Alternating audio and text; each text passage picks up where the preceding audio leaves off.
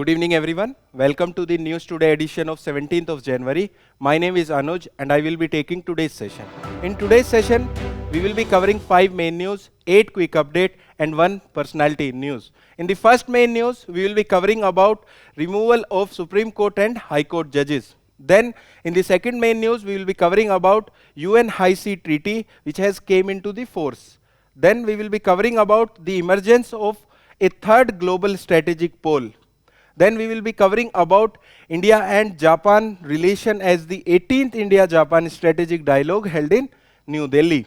Then we will be covering about Integrated Ombudsman Scheme 2026 as Reserve Bank of India has issued the Reserve Bank Integrated Ombudsman Scheme for 2026. Then we will be briefly covering 8 quick update and 1 personality in news. The personality in news for today is Thiruvalluvar. So this is the brief about today's session. So let us begin with the discussion of the first main news. The context of the first main news is that Supreme Court has upheld Lok Sabha's Speaker's formation of inquiry committee to remove Justice Yashwant Verma. So this is the context. In this news, we will be covering about the constitutional provision which are related to removal of Supreme Court and High Court judges and the procedure which is there for the removal of higher judiciary judges. It is important aspect in prelims as well as in the mains examination. For that we will be discussing the PYQ which is directly related to this article, and it is there in paper 2 where syllabus talks about structuring, organization and functioning of executive and the judiciary. So let us begin the discussion of this news. First of all, the development. So here the Supreme Court has observed that the rejection of a motion against a judge in any one of the house, that might be Lok Sabha or the Rajya Sabha, would not render the other house to proceed with the investigation and form a inquiry committee. We will be learning about this whole procedure in the coming slide. For now, this is the development, and this development is not that important, but the procedure and the constitutional provisions are very important. Let us discuss those.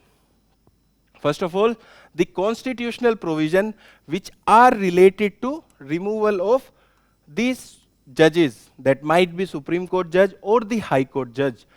First of all, Article 124 and Article 218 provide for the removal of the judges. Article 124 for the removal of judge of Supreme Court and Article 218 for the High Court. These are the articles which are related to the removal of the judges. Please note here that the term impeachment is not mentioned for the removal of judges. It is mentioned in Article 61 of the Constitution. Please read about Article 61 and to which and to whom this impeachment term is mentioned there. Such types of article are important for your prelims examination. That can be Article 61, Article 124 or Article 218. Then what are the grounds for removal for a higher judiciary judges? The ground here is proven misbehavior and incapacity. But these terms are not defined in our Constitution. So here the ground for removal is proven misbehavior and incapacity, but these terms are not defined in our Constitution. Then the procedure for removal is regulated by the Judges Inquiry Act of 1968. So these are the constitutional provisions related to removal of judges. In the next slide, we will be learning about the procedure. So let us discuss the procedure. So what are the steps in the removal process? First of all, the initiation. There is a requirement of a motion. In the case of Lok Sabha, there should be a sign of 100 members, and in the case of Rajya Sabha, there should be a sign of 50 members. That is given in the first statement. A motion must be signed at least by 100 Lok Sabha members or 50 Rajya Sabha members, and that motion will go to the Rajya Sabha chairman or the Lok Sabha speaker. They can accept that motion or they can reject that motion. Okay, this is a very important fact here.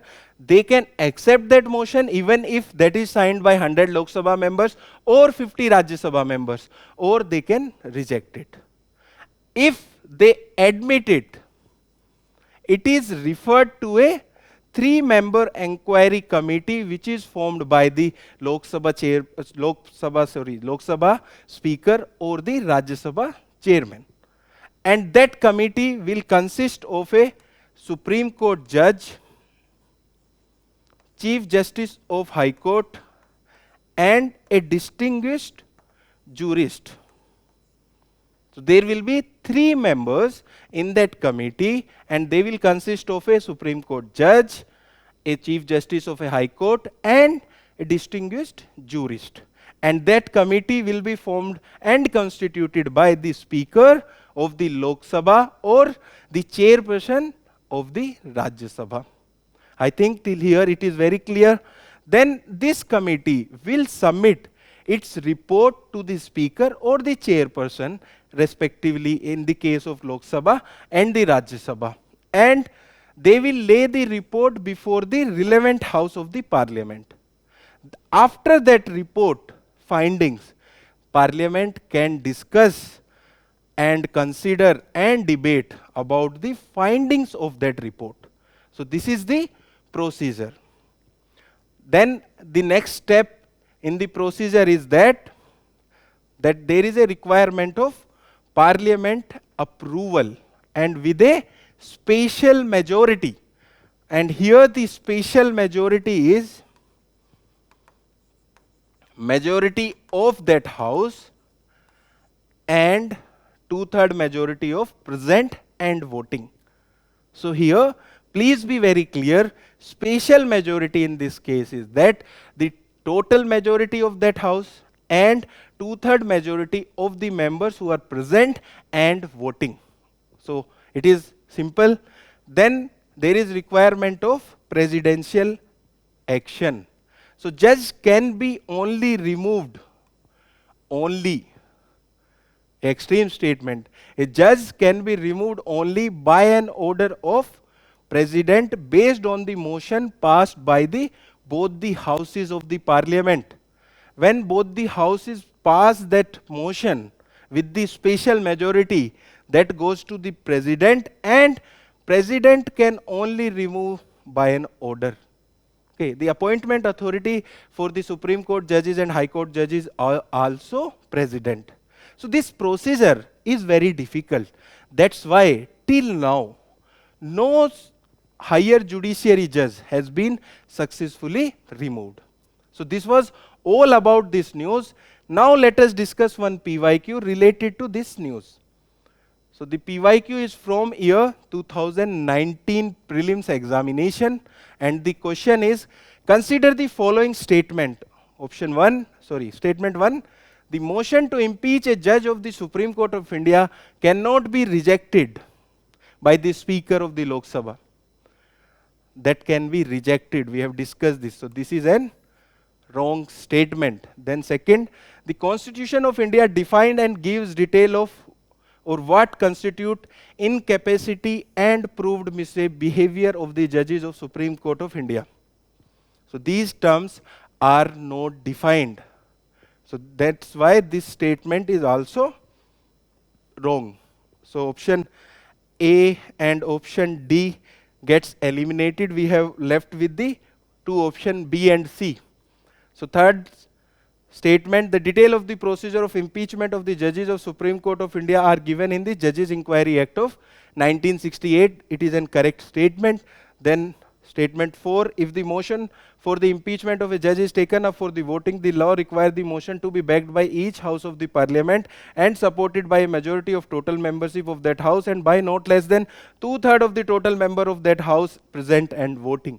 This is also an correct statement. This statement is talking about the special majority. Then answer will be C, 3 and 4 only. This information can be used in the mains examination as well, as this year there was a question about the issues in the collegium system. So in that case, you can write about the transfer and the removal process. That is very difficult, as Justice Verma was transferred from Delhi to Allahabad court. Okay, so these issues can be mentioned in the answer for supporting some of your points. So this was all about the first news. Now let us move to the second news for today. The second news for today is about UN High Sea Treaty. Okay, it has came into the force. Okay, so the requirement to come into the force was that after ratification by 60 members and the passage of 120 days after the ratification of 60 members, this treaty will come into the force. So this treaty has came into the force from 17th of January. In this news, we will be covering about the meaning of high seas, what are there in this treaty, and is India member of it or ratified it or signed it. That is very important, that we will be covering in this news. It is related to GS paper 2, where syllabus talks about important international institution, and GS paper 3, where syllabus talks about conservation and environmental pollution. Let us discuss this news. So the development is that this treaty has came into the force, and it is officially known as Biodiversity Beyond National Jurisdiction Agreement, and it is a legally binding treaty under UN that covers the ocean zone that lies beyond the national waters. Here we have to understand two things: the resources in the ocean. So basically, in ocean there are two types of resources. One is biotic resources and another one is abiotic resources. Then biotic resources are also classified into plant-based biotic resources and animal-based resources. Then in abiotic, it is mineral resources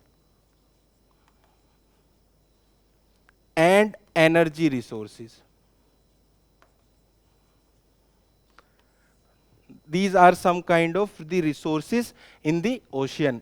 Biotic, abiotic. Biotic is again classified into plant-based and animal-based, and abiotics are minerals and energy resources. These things are about the resources in the ocean. Now let us learn about what is high sea and why we consider it as global common. We also consider space as global common, Antarctica as well as the global common. So these are some terms and we consider them as global commons. So basically, high sea is beyond the 200 nautical mile from the coast of an country or island as well. That is considered as high sea.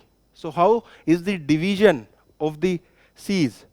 So from the baseline up to 12 nautical mile, it is considered as the territorial sea. Then till 24 nautical mile, that is from 12 nautical mile to 24 nautical mile, it is considered as contiguous zone. Then up to 200 nautical mile, it is considered as exclusive economic zone of that country. And after this 200 nautical mile, that is considered as high sea. one more information is given in this infographic, that is, till the territorial sea, it is under national airspace, and after that 12 nautical mile, it is international airspace. Okay, that is a relevant information. For here, the important information is that high sea is beyond the economic exclusive zone of a country. That is beyond 200 nautical mile from the coast of a country. That is high sea. And in this treaty, we are talking about the high sea, which constitute about 2/3 of the global oceans. That's why it is very important. Let us discuss what are there under this treaty. First of all, it was adopted in 2023. Even India has signed this treaty, but not ratified it.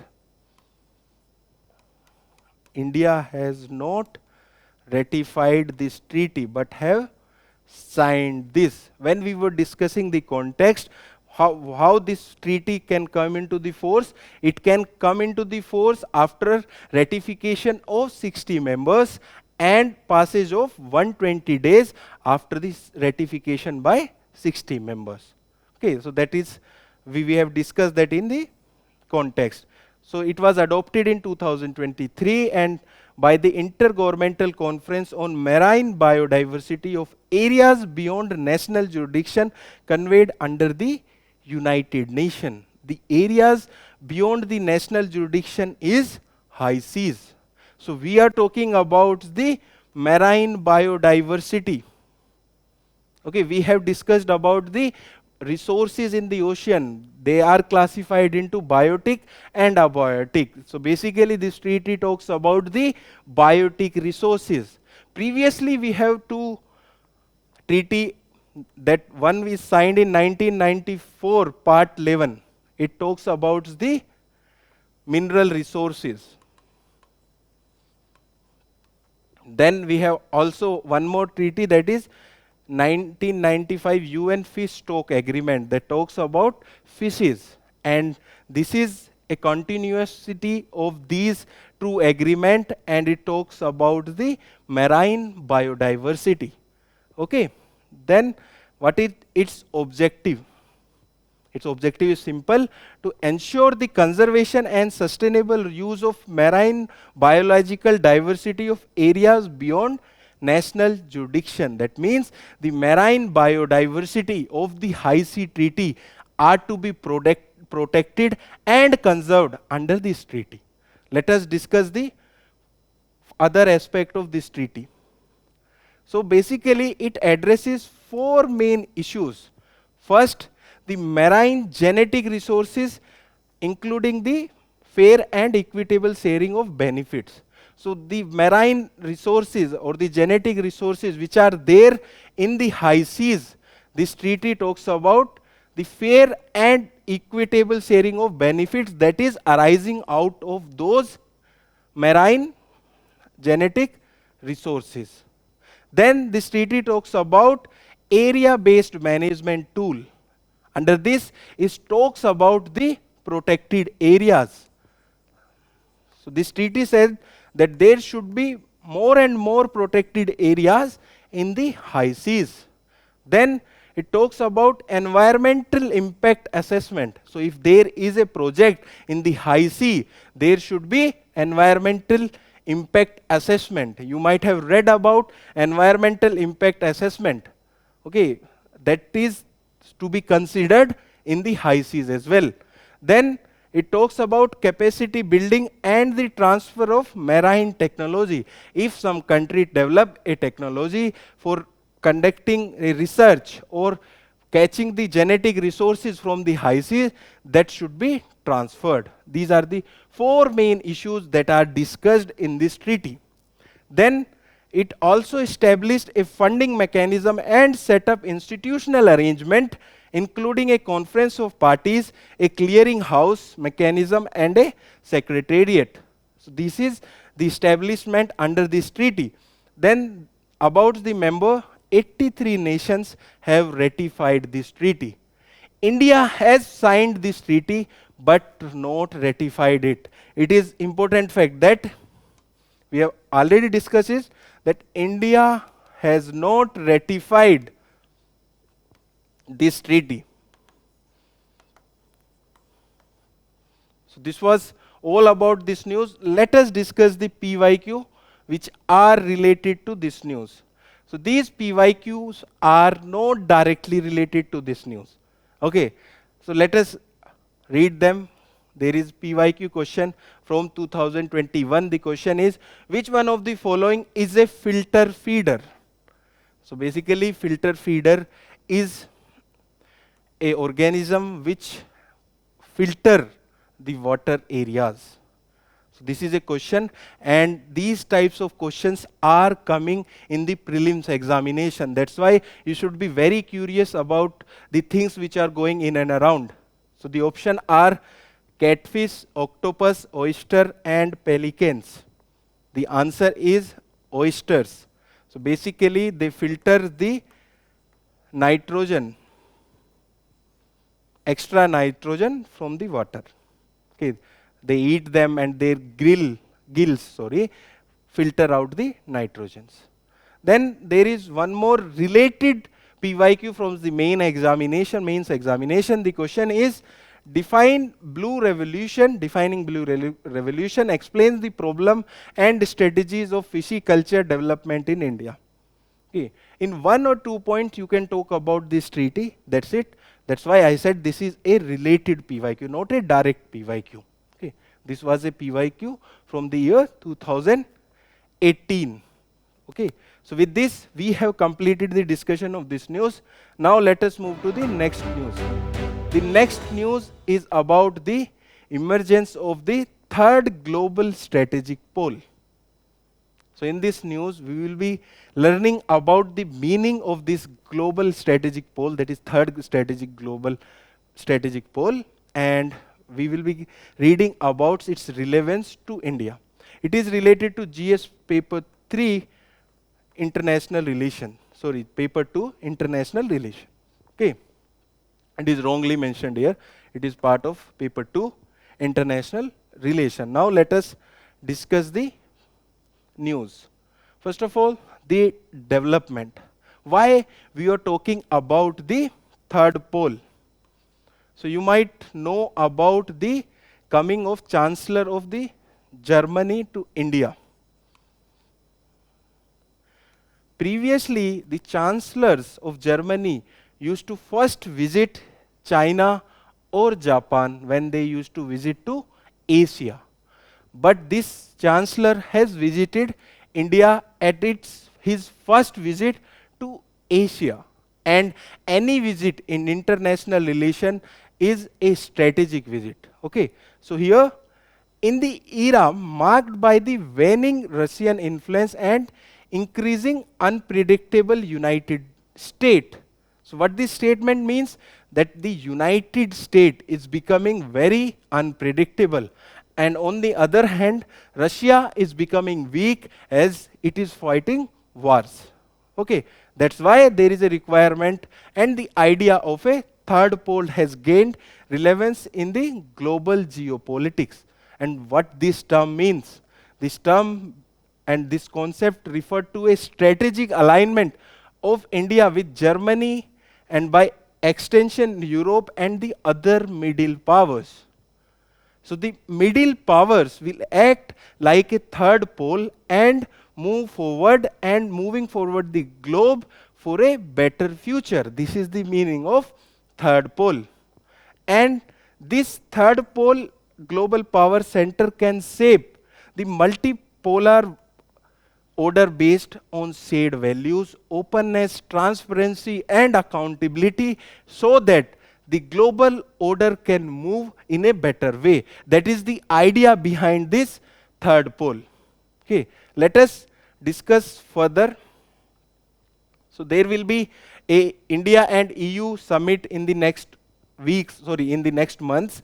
Then also we will be discussing about this concept of third pole, and we will be also discussing about the free trade agreement with the European Union. Okay, now let us come to the how this third pole, and how can India leverage the third global pole? First of all, diversification of strategic partnership. So India can reduce excessive dependence on any single power bloc. That can be US, that can be Russia. So there will be diversification. Second, it is relevant because of economic resilience.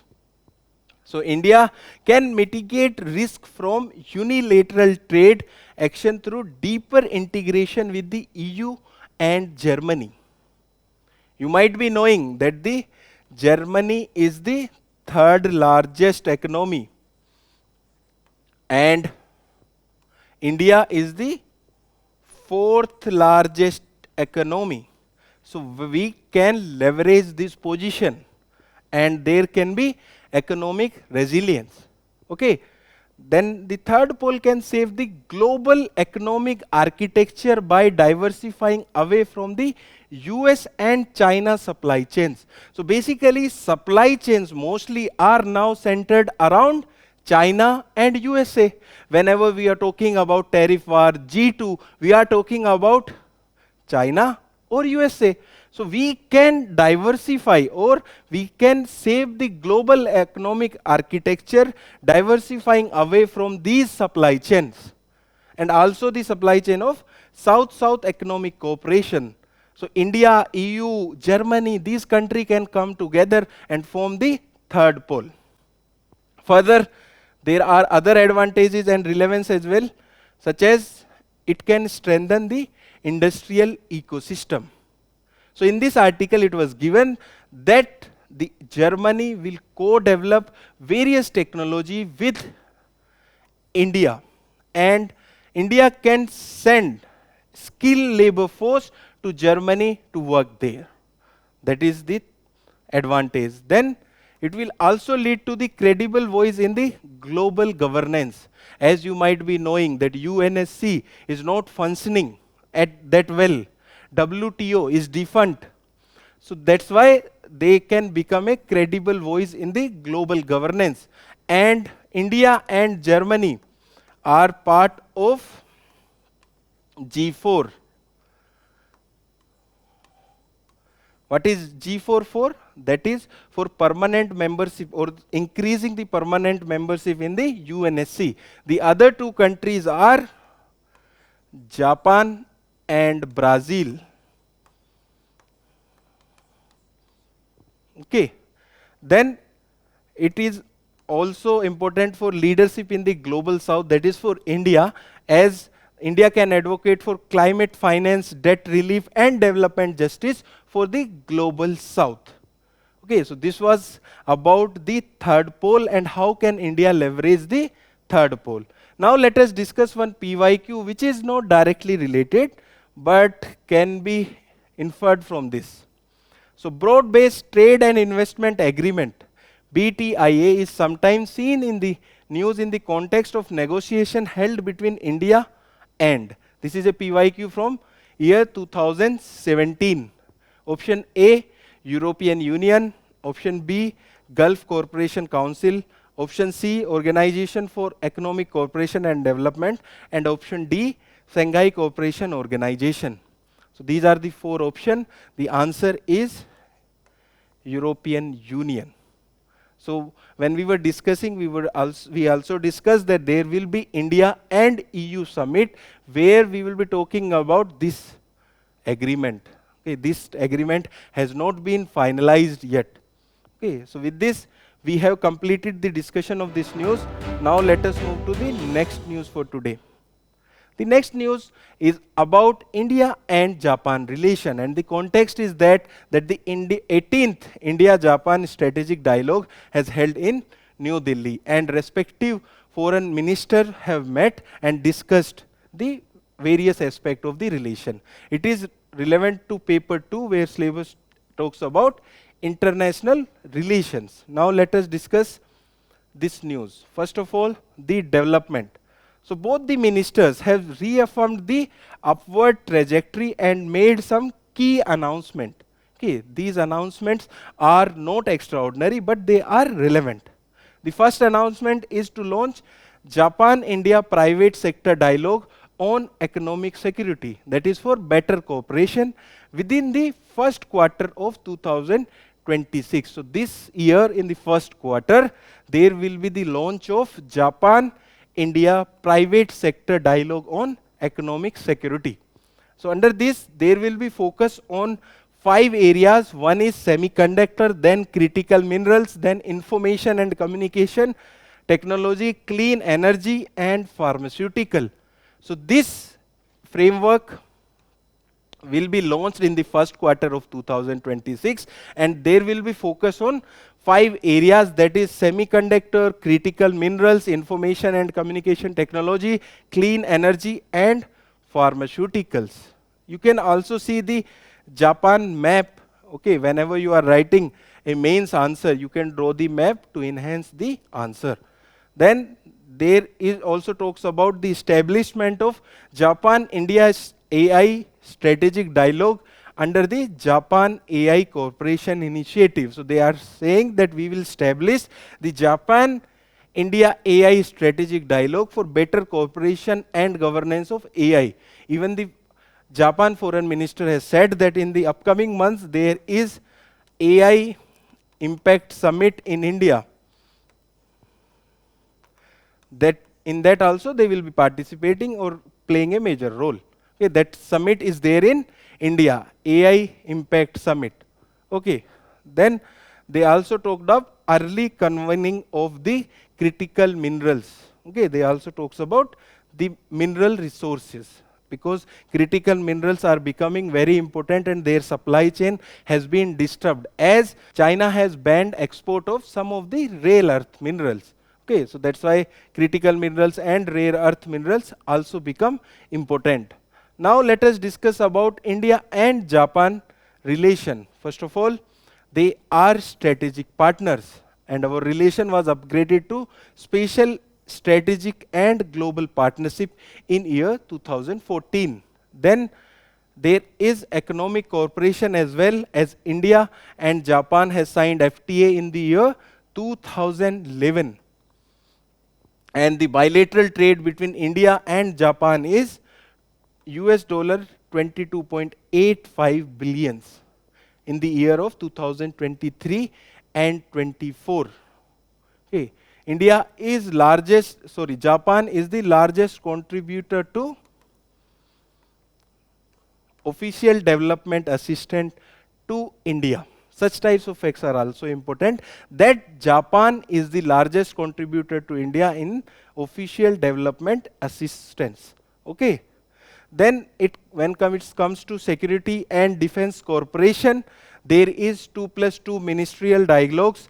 In this, there is dialogue between defense ministers and foreign ministers. Then there are joint exercises such as JIMEX, that is for Navy. Then there is Dharma Guardian, that is the joint exercise between armies. Then there is Malabar, that is a joint exercise between USA, Japan and India. And recently Australia was also invited to participate in Malabar. Then they also participate in Milan exercise, that is also a multilateral exercise hosted by India. Then coming to the development corporations, Japan cooperate in Mumbai-Ahmedabad high-speed rail project and India-Japan Act East Forum, through which they support the development in the northeastern region. But there are some issues in the relationship as well, such as their focus when it comes to China is on the South China Sea and Taiwan Strait, but our focus is on actual line of control. Okay, so there is divergence.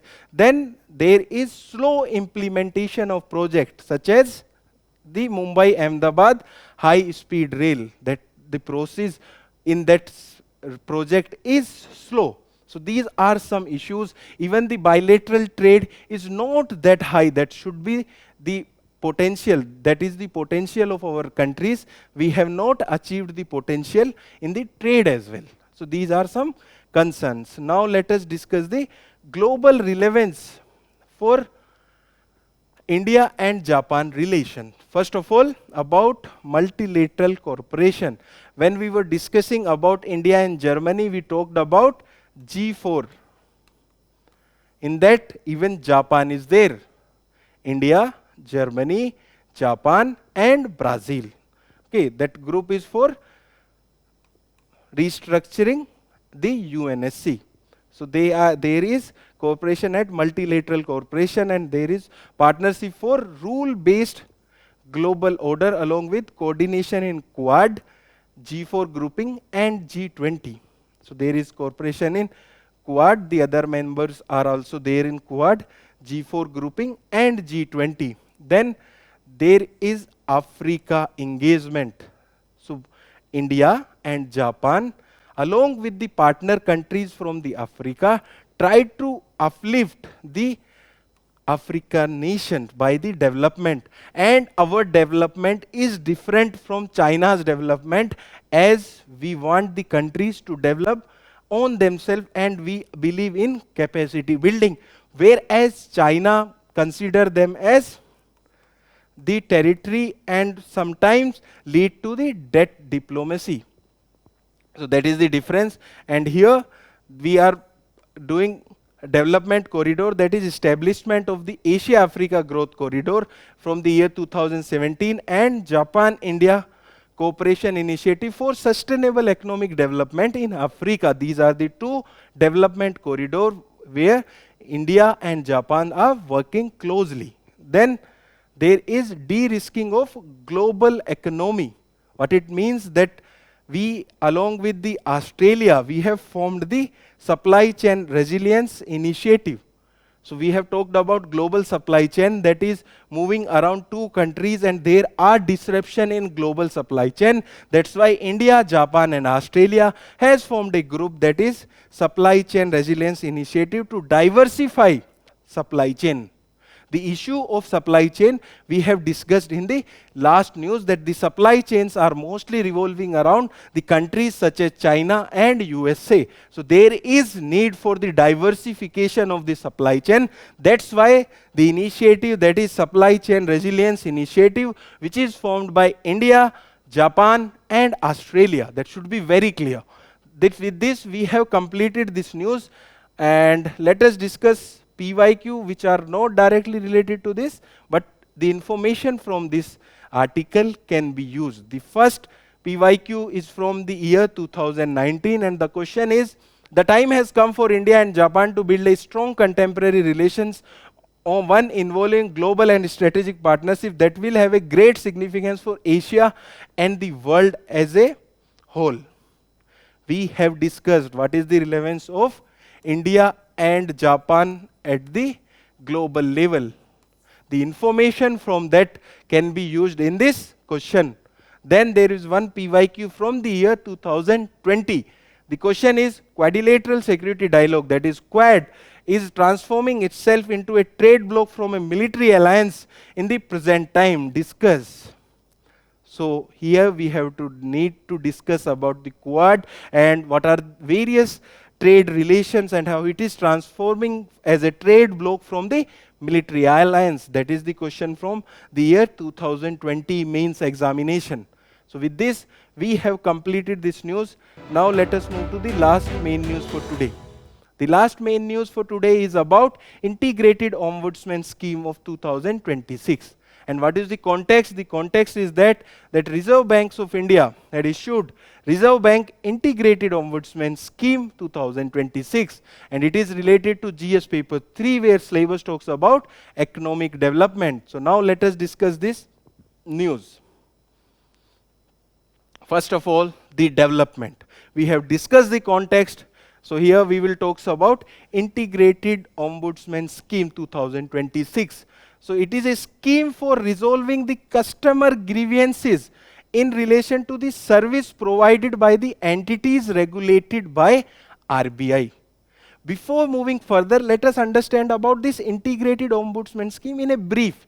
So basically, there was 3 ombudsman scheme by the RBI. One was for the banking, another one was for the NBFCs, banking, then another one for NBFCs, and another one for the digital transactions.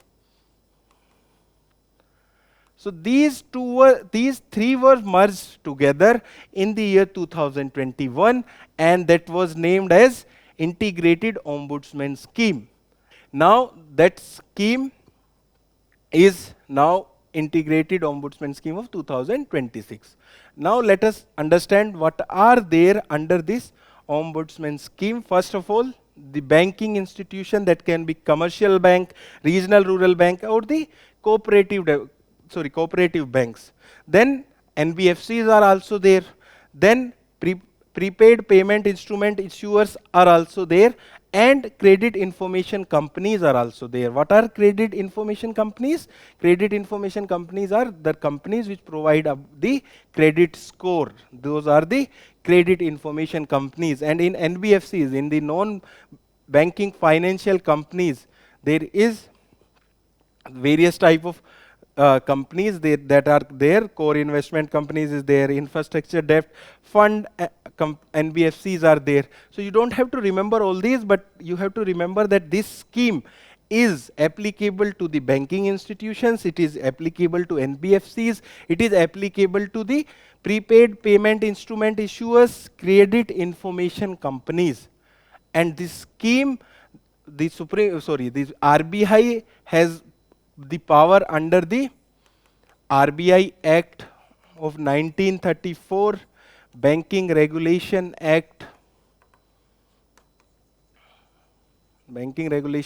of 1949, and the Payment and Settlement Act of 2007. So under these acts, the RBI has power to form this scheme. This is the development. Now let us discuss the scheme in detail. First of all, the key feature, what is its aim?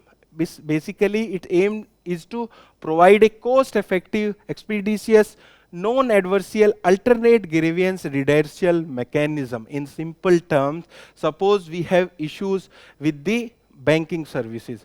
They have said that they will provide some services, but that service is not provided by that bank.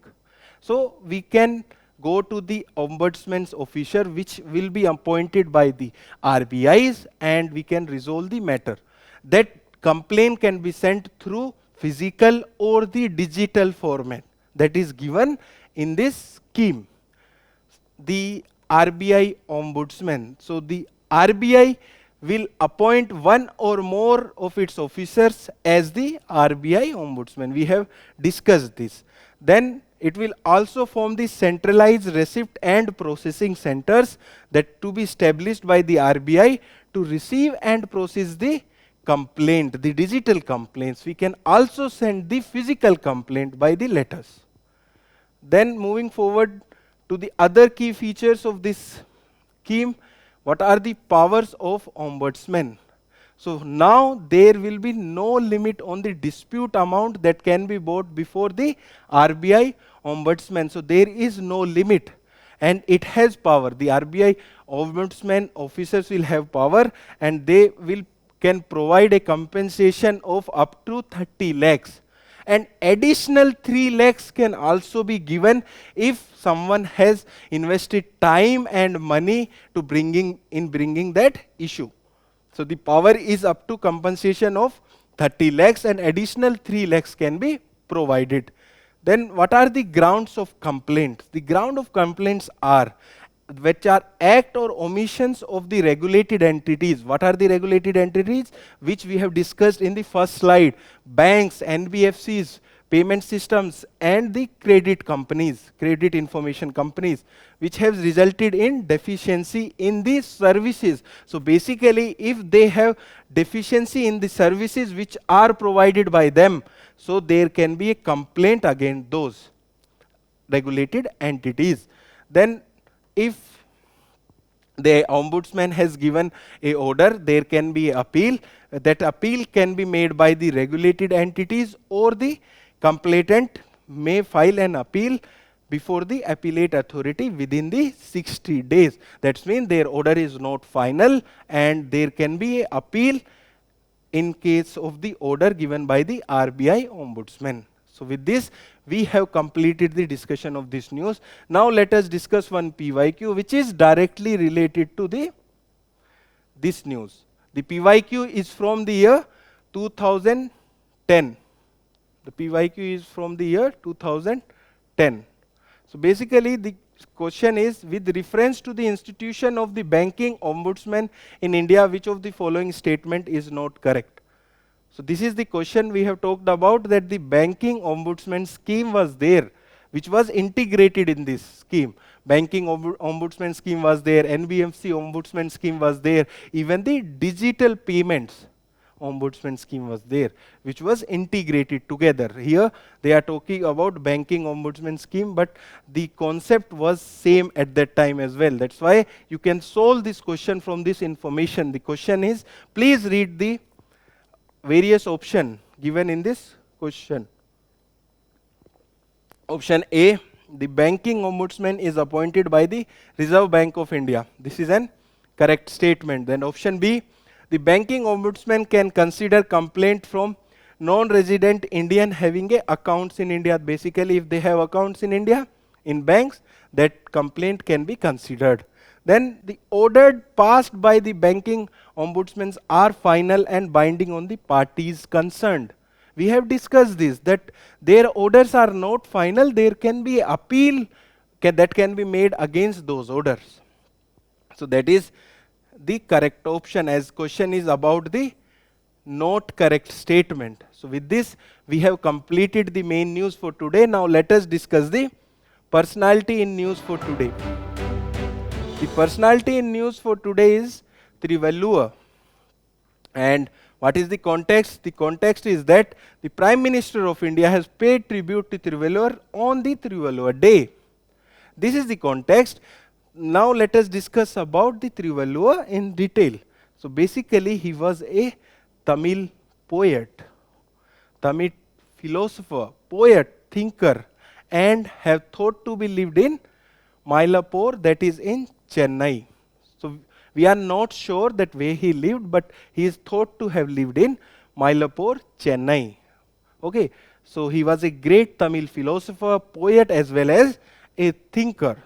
He is very important for your ethics examination as well. There can be a direct quote which can be there in your examination of the Thiruvalluvar. He is known for his Tamil literary work that is known as Thirukural, and it is a collection of couplet on matters like ethics, politics, economics and law. So basically this literary work consists the issues of ethics, politics, economics and law. That's why I said that he is very important for your ethics examination. And in this has been classified under three major headlines, that is Aram, Porul and Ibam. Aram stand for righteousness, Porul stand for wealth and Ibam stand for law. There is a very famous Thiruvalluvar statue in the Kanyakumari. It is very high. It is, I think, up to 40 meters. That is around 140 or 120 feet. And it was sculpted by V. Ganapati Stapati in Kanyakumari, that is there in Tamil Nadu. It is a tourist attraction and it is a very high statue. Okay, so this was about Thiruvalluvar. With this, we have completed the personality in news for today. Now let us discuss the quick update for today. The first quick update for today is intrinsically disordered protein. So in this news, we will be covering about these proteins and what is the context. The context here is that the Indian researchers have developed an open source AI tool which is known as Dishobind.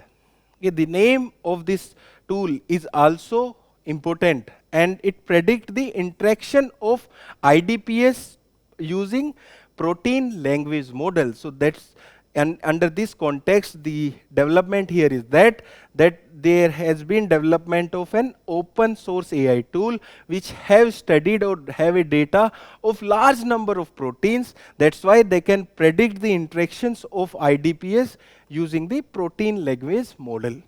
So this is the development. Now let us understand about IDPS. Basically, some proteins are stables and they are very easy to predict how they will behave in the case of a disease or how they will behave in the case of vaccines. But these IDBs are flexible, safe shifters protein segment that do not have a single fixed structure. That's why it is very difficult to predict them, that how they will behave. And what are their functions? Their functions consist of health. They play an important role in health and diseases. They form a part of cell signaling, that is the transmission of information from one cell to the another. They also play an important role in gene regulation, as they regulate that which gene are to be switched on or off, and assist the protein in folding and quality control. That's why they regulate the genes as well. And they also plays an important role in cancer progression and neurodegeneration. In neurodegeneration, there are some protein left that lead to the degeneration of the nervous system. Okay, so these are about intrinsically disordered protein. Now let us move to the next quick update. The next quick update is about the Sukhatame National Award in Statistics. So this is the second quick update, and the development is that the government has invited the nomination for this award. Okay, in this news we will be covering about this award. As we have seen in last 2 to 3 years, there are questions coming in the prelims examination based on the awards. So basically these awards are under the Ministry of Statistics and Program Implementation. And what is its aim? Its aim is to recognize the contribution made by the individuals in terms of high quality research work to improve the system of official statistics. That is the aim under this award. So these awards are given to recognize the contribution made by the individual in terms of high quality research work to improve the systems of official statistics. That is the aim. Then what its frequency? It is given in 2 years, and it was started in the year 2000.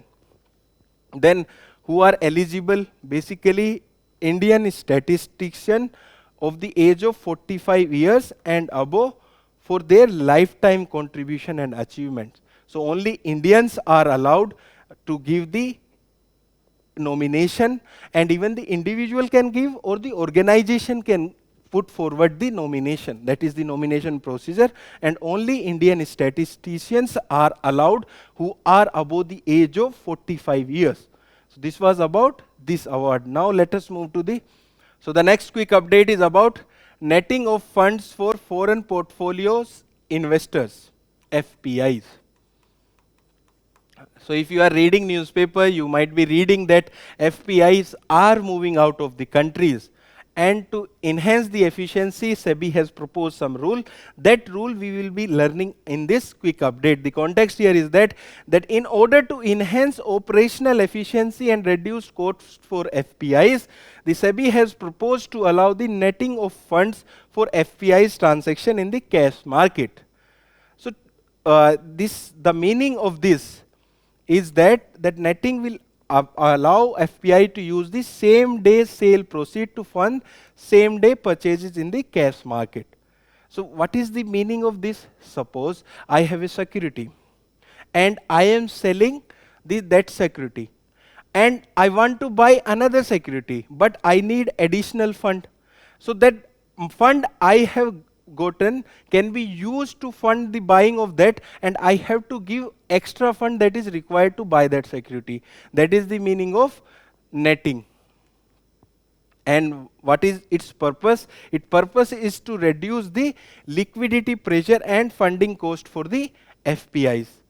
But there is one safeguard, that is it applies only for the outright transaction done by the FPIs. That means it cannot be used for the same security. That means I am selling A security and then again I am buying that same A security. Suppose there are two securities, A and B.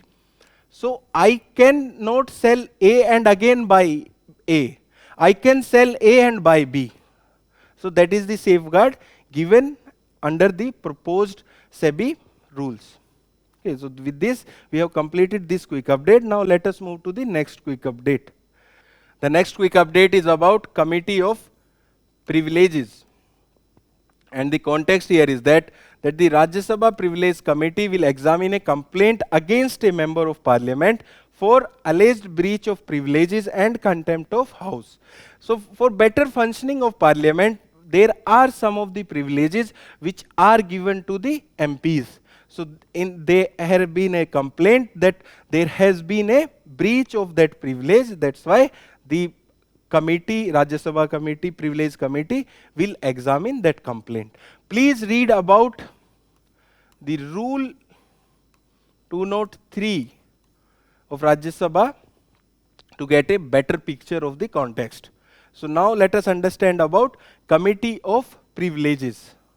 What its nature? It is a standing parliamentary committee. That means it's not an ad hoc, and it is established every year. And members are nominated by the chairman in the case of Rajya Sabha and by the speaker in the case of Lok Sabha.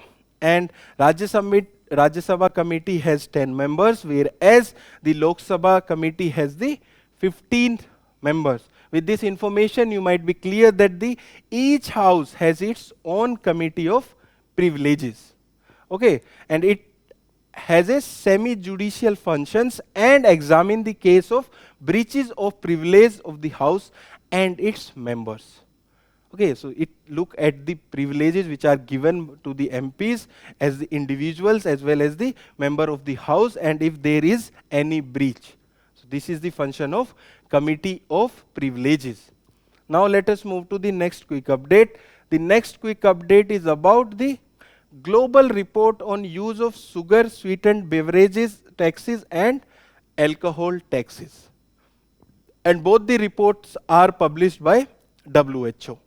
Let us understand about the key findings of these reports. First of all, impact of health taxes.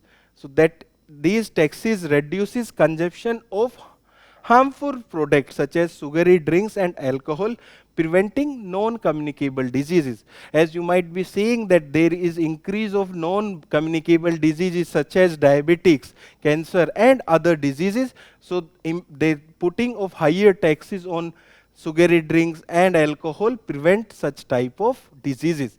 Then they also help in raising resources for government to investment for the health.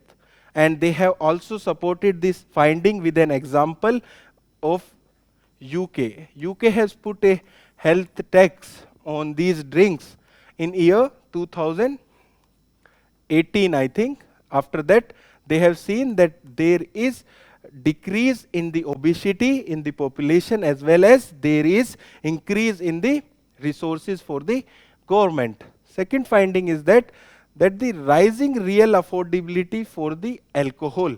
So they are saying that although the alcohol is taxed at a higher rate, but the inflation and the growth of the people is the higher than the tax applied. That's why the alcohols are becoming affordable to the people. Then they also find out that there are tax gap for the sugary drinks. So they are saying that although the tax is applied on the carbonated drinks such as Coca-Cola and Pepsi, but some sugary drinks are escaped such as 100% fruit juice or sweetened milk or other ready-to-made tea or coffee. Such types of drinks are not coming under the purview of the health tax, whereas the Coca-Cola and Pepsi are coming under the purview of health tax. That's why there is a tax gap for the sugary drinks. That is the finding of these two reports. Okay, now let us move to the next quick update. The next quick update is about biosafety levels. Before understanding this news, let us understand about biosafety and biosecurity. Basically, biosafety means when an individual get connected with the pathogen in a lab or a single individual. Biosecurity is a broader concept which talks about biosafety, biosecurity in overall, that there should not be any transfer of the pathogen, or disease should not be transmitted from one individual to the another individual. That is biosecurity. Here we are talking about biosafety. And what is the context? The context is that the Home Minister has laid the foundation stone for the first state-funded BSL-4 containment facility in the laboratory in the Gandhinagar. This context is also important as this is the first BSL-4 facility. Let us understand about the biosafety levels. So these are the individual safeguard designed to protect laboratory personnel as well as the surrounding environment and the community. Biosafety, biosecurity are two different terms. Please be very clear about that. So there are 4 biosafety level, that is BSL-1, which is at low risk agent, then BSL-2, moderate risk agent, BSL-3, high risk airborne pathogen, and BSL-4. These labs work with the highly dangerous and exotic microbes. Here we are talking about diseases such as Nipah virus, Ebola virus. Such types of very high infectious and dangerous microbes are considered under BSL-4. So here the development is related to BSL-4. Now let us move to the next quick update. The next quick update is about root wilt disease. So the context is that the coconut are under threat from the root wilt disease. Basically, this disease is decades old. This is, I think, 100-year old, but it was not spreading. But recently, we have seen that this disease is spreading at a very fast pace, and the reason can be the climate change and the other reason. So it is a debilitating, slow spreading disease of coconut palms caused by phytoplasmas. And what are phytoplasmas? Phytoplasmas are phylum restricted plant pathogen bacteria transmitted by insects. There are 2 parts in plant. You might have read in biology, phylum and xylem. Phylum carries nutrition, xylem carries water. Okay. Now let us understand about coconut. Basically, they prefer a humid tropical climate, typically in the coastal areas, and they are mostly found in Karnataka, Kerala and Tamil Nadu. Around 80 to 82% of Indian coconut is from these 3 states. Then, considering about temperature, they grow well in 20 degrees Celsius to 32 degrees Celsius, and they require a high rainfall, that is up to 1000 millimeters, and it require plenty of sunlight, and their soil type requirement is red sandy loam, laterite, alluvial soil, and India is the 3rd largest coconut producing country.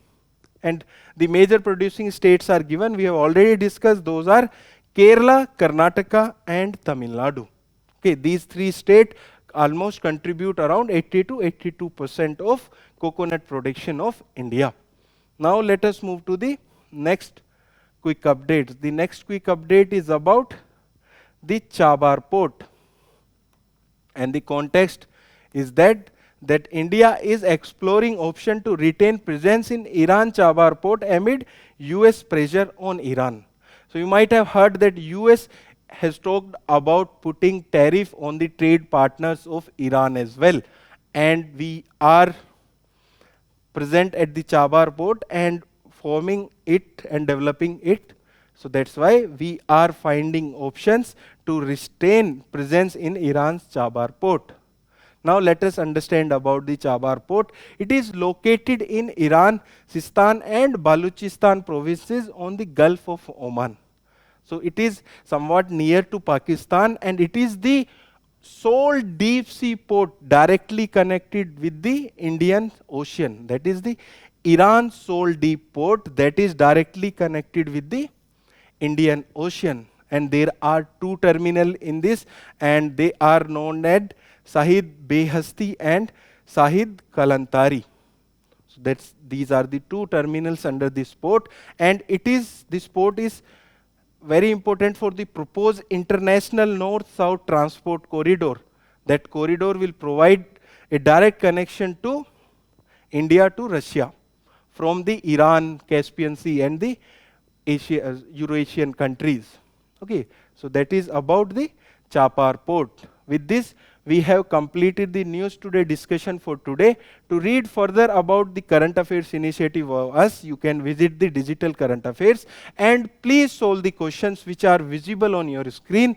Thank you and all the best for your preparation.